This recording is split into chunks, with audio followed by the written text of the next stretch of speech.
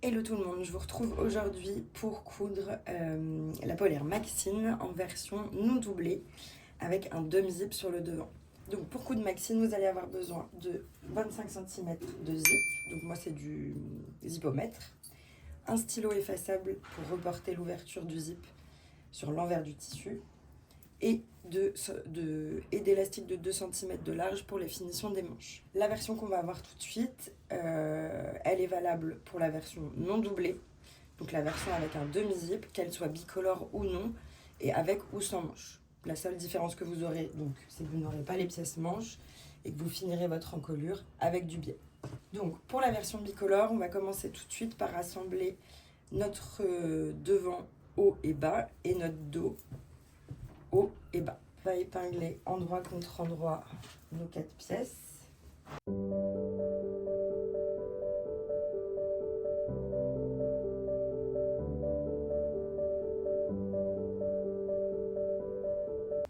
Voilà, donc j'ai épinglé mes 2 morceaux d'eau ensemble et j'ai épinglé mes 2 morceaux devant ensemble. On va simplement faire une couture au point droit et pour une plus jolie finition, on va bien sûr surjeter.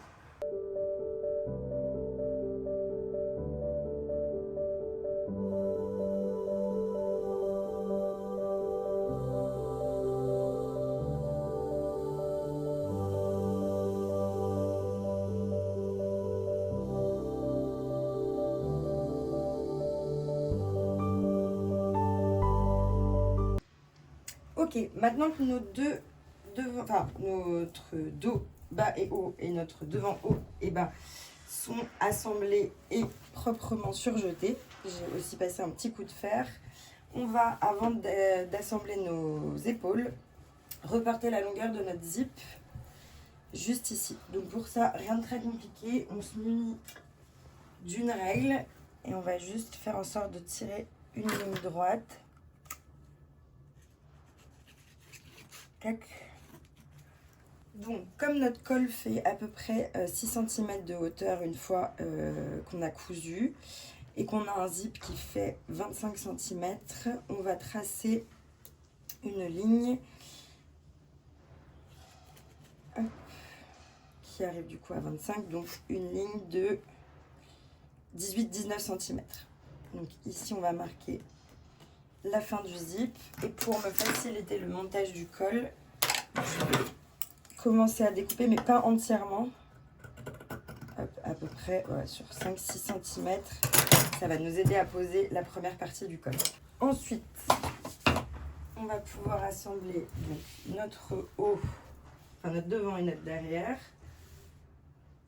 Donc pour ça, on va les coudre simplement endroit contre endroit. Simplement épingler et je vais coudre au point droit à 1 cm, puis surjeter.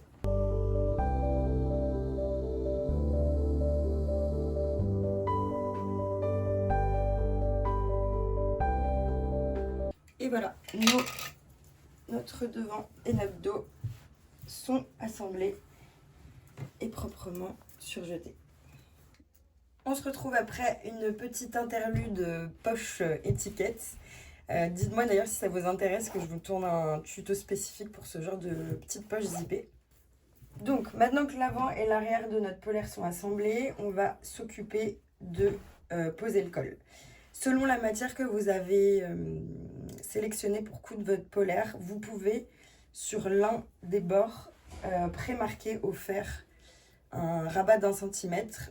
Moi, sur ce type de matière, sincèrement, ça ne sert pas à grand chose, ça ne tiendra pas. Donc je vais m'abstenir. Mais voilà, dans le cas où vous travaillez des matières un peu moins épaisses, vous pouvez d'abord, donc, vers l'envers, former un repli d'1 centimètre sur un des plus longs bords. Dans le cas comme moi, où vous n'avez pas besoin de faire cette étape, ou alors vous ne pouvez pas faire cette étape, on va tout de suite coudre notre col sur notre encolure afin d'avoir tout ce qu'il nous faut pour poser le zip. Donc pour ça, rien de compliqué, assurez-vous d'être bien dans le bon sens de votre tissu. Donc endroit contre endroit, je vais venir épingler bord à bord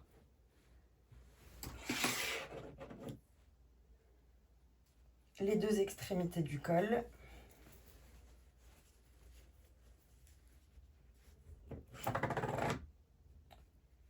Et ensuite, vous allez vous aider du coup des crans qui étaient indiqués sur le patron avec le milieu de dos et vos encoches pour vos coutures d'épaule. Je vous conseille vivement de marquer ces crans et de les utiliser parce que typiquement moi là c'est le cas, j'ai 2 tissus qui n'ont pas du tout la même élasticité. Donc il faut que je veille bien à ce que mon sherpa blanc, pas suivre le rythme mais soit bien épinglé parce que comme il est plus extensible que la couverture upcyclée, il risque d'y avoir un décalage.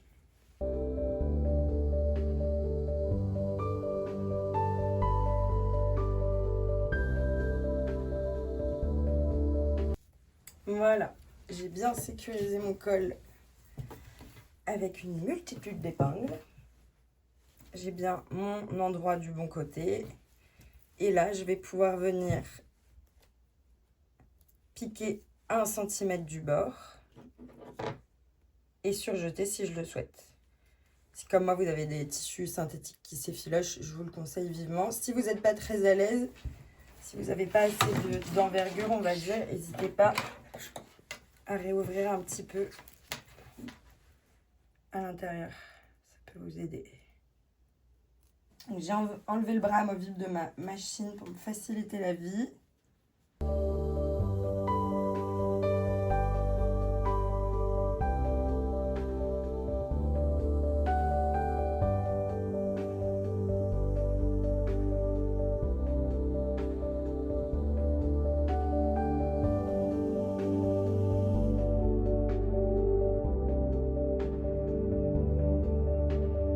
Alors, j'ai surjeté du coup l'intérieur de mon col. Vous voyez, c'est quand même beaucoup plus nickel. Et on va tout de suite attaquer du coup la pose du zip. Première étape, on va du coup utiliser cette petite propreté de zip. Moi, je l'ai surjetée. Et maintenant qu'elle est surjetée, je vais venir la plier en deux dans le sens de la largeur, non de la longueur, pardon, le côté le plus long. Et je vais tout de suite venir faire une petite couture là à 1 cm.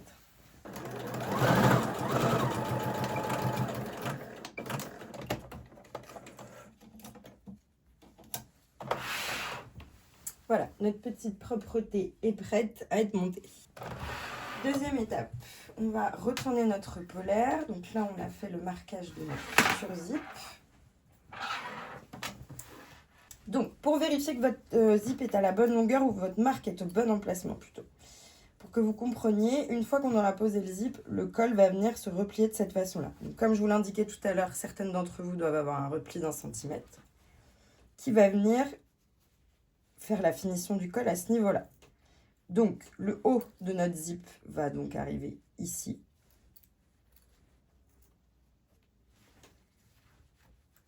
Donc là, on est bon. Donc, le bas de notre zip va se retrouver à cet emplacement-là de l'autre côté. Voilà, donc ça équivaut au bas de notre zip.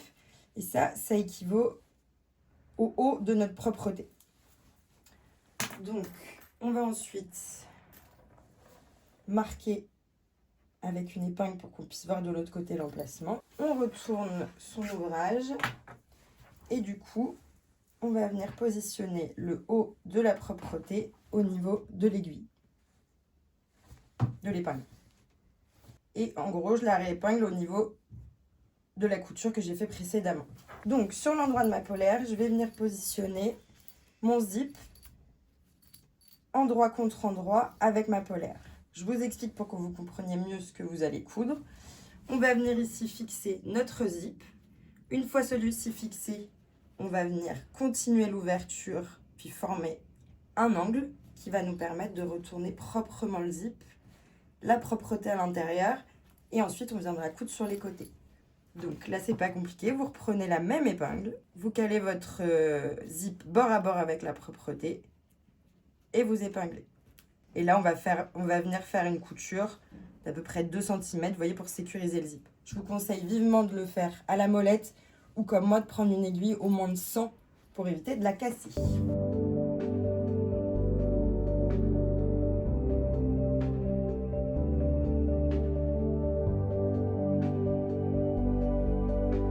Voilà ce que vous devriez avoir. qu'un zip en place avec une jolie propreté. Et quand on regarde derrière, on est bien au niveau du bas du zip. Maintenant que vous avez fait cette opération, on va venir continuer la découpe. Donc pour ça, hop, pas très compliqué, pas très rapide. On continue sur la trace qu'on avait faite avant. On s'arrête donc à 1 cm de la couture. Et là, on va venir former un petit triangle. Donc, hop, et hop.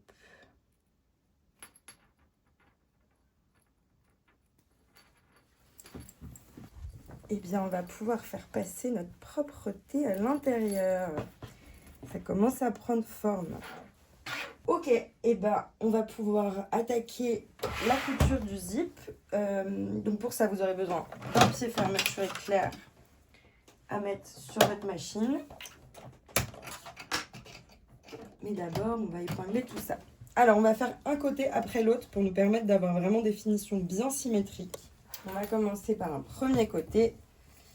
Donc, je me place sur l'envers de mon tissu, de mon ouvrage. Je retourne mon zip et je vais venir prendre l'extrémité coupée et la propreté et le zip. Donc, on va commencer par épingler ici.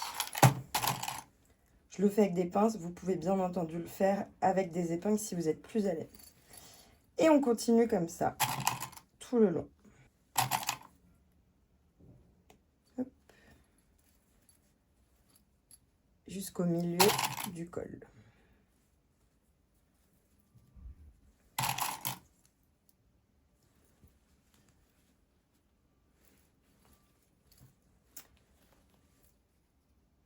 Est-ce que c'est bon pour vous ?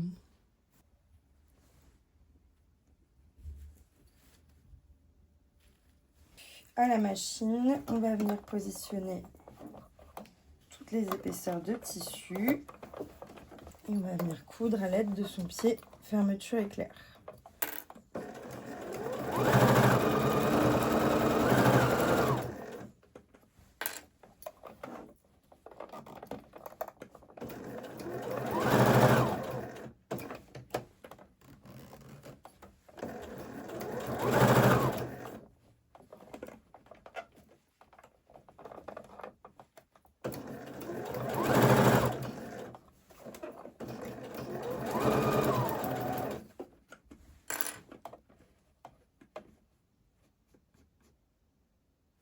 Pour la finition, comme j'ai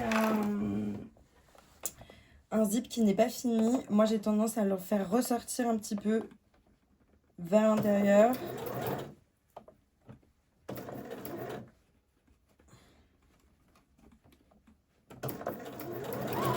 Et en fait, c'est le bord de mon col qui va empêcher le zip, enfin qui va finir le zip quoi. Hop. Voilà notre premier côté de zip cousu. Hop. Et après, quand on va replier de l'autre côté, ça va venir se coincer, mais au moins il est déjà sécurisé et mon curseur ne se fera pas la malle. Avant d'attaquer l'autre côté, petit point technique important, on ne voudrait pas que nos cols, enfin notre encolure soit décalée d'un côté à l'autre. Donc on va venir marquer sur le zip l'endroit où arrive notre encolure pour être sûr qu'on aligne bien de l'autre côté correctement. Et du coup, on recommence. Donc on procède exactement de la même façon. On aligne le tissu avec le zip et on coince entre les deux la propreté. On va commencer, vous voyez, hop, par aligner l'encolure pour être sûr qu'on est bien joli symétrique. On épingle. On épingle.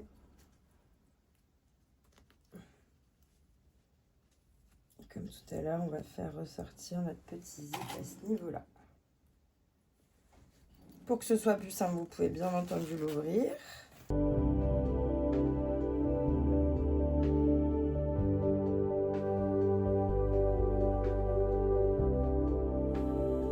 Et voilà la beauté. Côté finition, tout va dépendre de ce que vous avez comme tissu.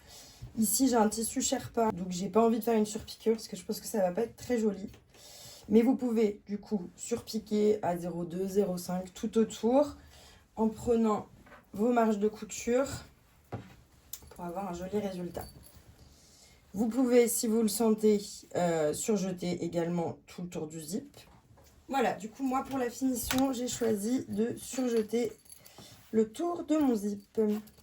Je vais lui passer un petit coup de fer avant qu'on passe à la prochaine étape. Fermer le col. Maintenant que notre zip est cousu des deux côtés, qu'il a bien été cliné avec un surjet ou une surpiqûre, on va pouvoir finir le col. Première étape, vous allez endroit contre endroit rabattre le côté du col. C'est le moment aussi de vérifier que vous avez bien votre zip qui ressort si vous avez comme moi un zip à couper au mètre. Et on va venir coudre le zip en sandwich contre les extrémités du col qui sont endroit contre endroit. Donc certaines d'entre vous vont avoir le tissu comme ceci. Du coup, pour celles qui n'ont pas le repli de former au fer, pensez à l'épingler de cette façon-là. Hop, parce que vous allez comprendre, quand on va le retourner, c'est ce repli d'1 centimètre qu'on va venir aligner avec l'encolure à l'intérieur. Donc, pensez bien, si vous n'avez pas préformé votre repli, à l'épingler juste ici. On fait ça des deux côtés. Je ressors mon zip, extrémité du col, endroit contre endroit, repli d'1 centimètre qui arrive au niveau de la couture de l'encolure. Et on épingle. Donc voilà ce que ça nous donne vu de l'intérieur. Donc c'est parti, je viens coudre les extrémités de mon col avec mon zip en sandwich.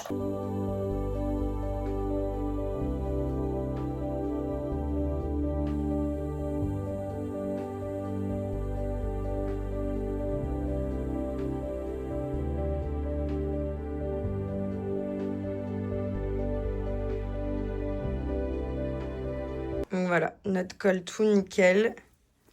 On va maintenant s'occuper de cette couture. Pour la finition intérieure du col, on en revient à cette histoire de rabat.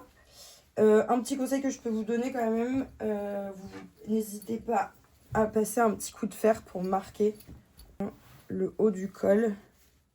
Ça peut vous aider les premières fois où vous la faites, à ce que votre tissu reste bien droit.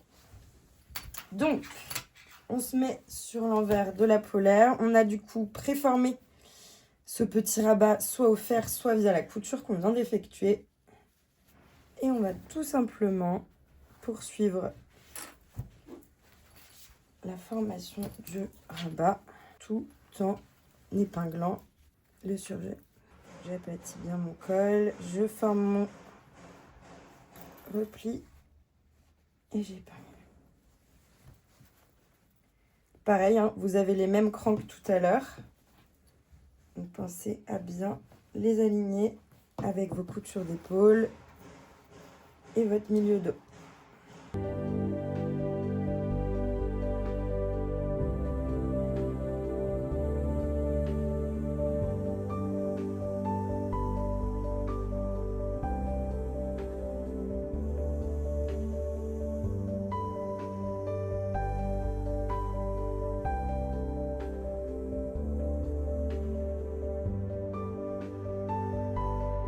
Et voilà, notre col est épinglé. Donc, au niveau de la couture, si vous le pouvez, l'idéal, c'est de repiquer dans la précédente couture du col.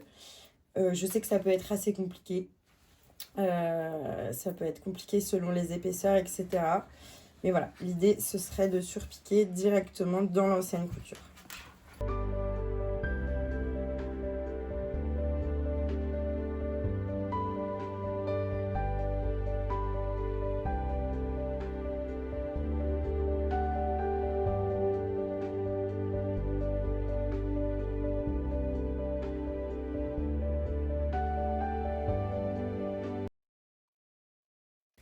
Mais voilà votre col de polaire, enfin terminé.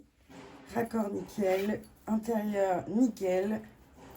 On va maintenant coudre les manches. Donc ce qui est très cool sur ce patron, c'est qu'on n'a pas d'avant et d'arrière de manches. Donc on va simplement épingler nos manches en s'aidant du cran milieu. On vient aligner sa manche endroit contre endroit avec la couture de l'épaule. Et on épingle. On fait de même avec les deux extrémités.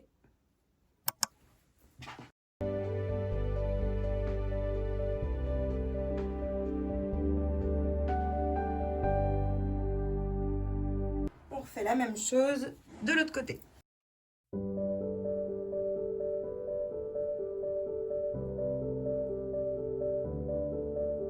J'ai bien mes deux manches d'épingler. Donc là, comme pour toutes nos autres coutures, point droit 1 cm, puis surjet pour une jolie finition.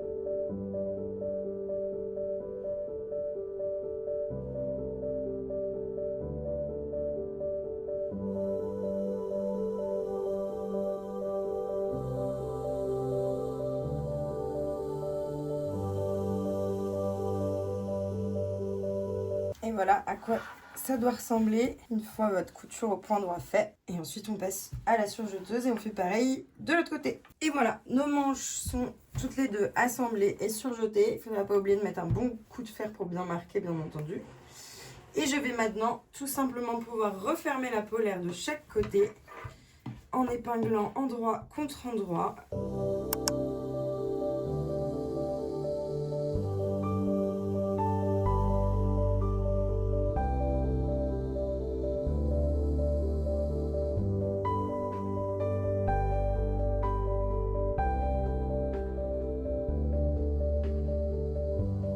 Voilà, j'ai épinglé mes deux manches, enfin mes deux côtés, pardon. J'ai fait attention à tous mes raccords pour que mon quadrillage soit nickel. Et maintenant, du coup, coudre au point droit à 1 cm avant de surjeter.